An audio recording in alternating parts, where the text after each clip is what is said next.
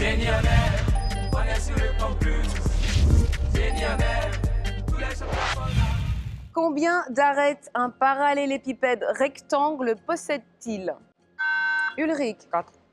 Ce n'est pas 4, vous perdez 20 points. Oui, Stéphane. 6. Ce n'est pas 6, vous perdez également 20 points, c'était 12. C'était la dernière question de ce jeu. Un total de 70 à 270. La jeune équipe du Collège Espérance de Daloa vient de s'incliner devant le lycée Simone et Yvet de Yopougon. Bon, nous avons remarqué que c'était très difficile parce que l'adversaire était fort. Nous avons dû fournir beaucoup d'efforts. Pour nous, le plus difficile pour obtenir cette victoire, ça a été de rester serein. Il y a encore beaucoup de choses à arranger si nous voulons aller loin.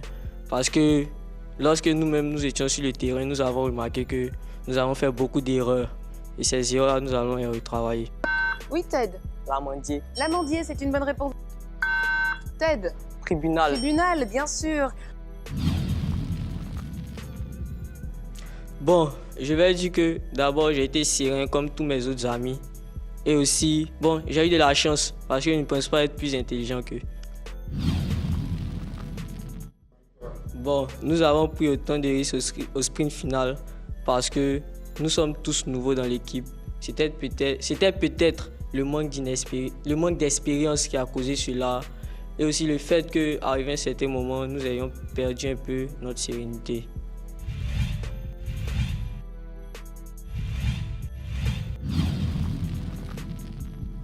Bon, après ce match, nous pouvons constater que nous avons assez de lacunes et que nous sommes très crispés pendant les matchs. Bon, au cours de cette rencontre, la partie la plus difficile, c'était pendant les sprints finales. Quelle est la valeur de pi au centième? Oui, Stéphane. 3,150.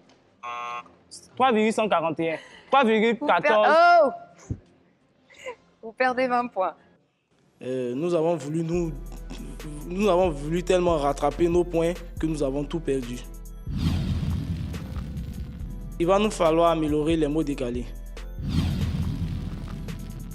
Bon, il faut dire que ces enfants qui sont là, que j'accompagne aujourd'hui sur le site du VITIB, ils sont tous nouveaux.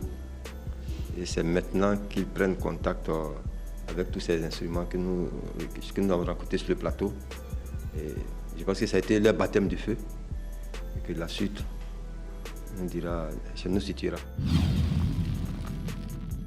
Bon, comme les Ivoiriens le disent déjà, on ne meurt pas deux fois. Et voyant tout ce qui se passe sur cette terre, je vois que c'est comme dans un rêve.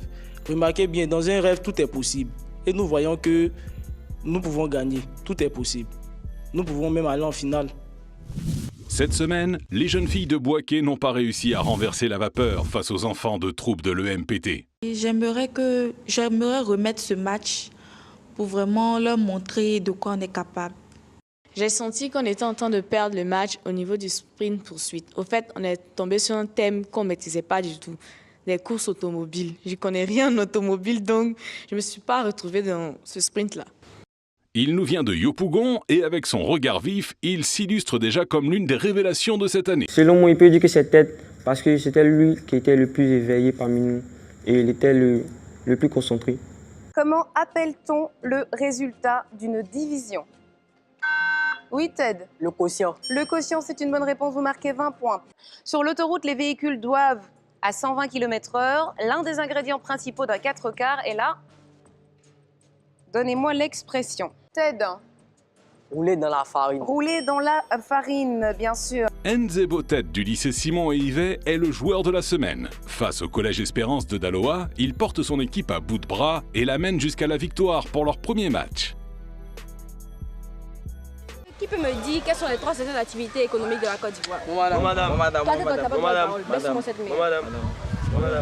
Ouais, toi. Secteur primaire, secteur secondaire et puis secteur tertiaire. C'est très bien. Bon, comme tu as eu le courage de parler le premier jour, je te fais plus 1.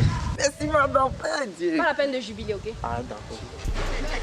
Une deuxième semaine s'achève sur le campus. Ne ratez surtout pas les matchs du week-end sur le plateau de Génie en Herbe en Côte d'Ivoire et rendez-vous la semaine prochaine pour de nouveaux épisodes de La Quotidienne. Génie en herbe, on est sur le campus.